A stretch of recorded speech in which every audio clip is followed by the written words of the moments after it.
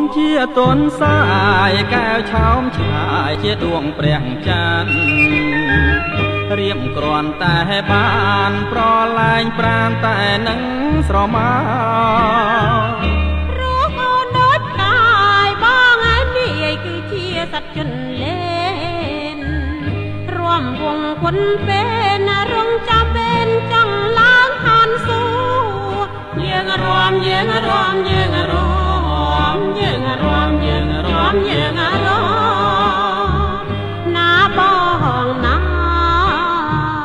បើគួពុំគួអូនឡើងឋានសួគ៌គៀងពីឲ្យបងផងព្រោះបងខបំណងជាញយដងប្រអូនលយប្រទីតយើងរួមយើងរួមយើងរួមយើងរួមយើងរួមយើង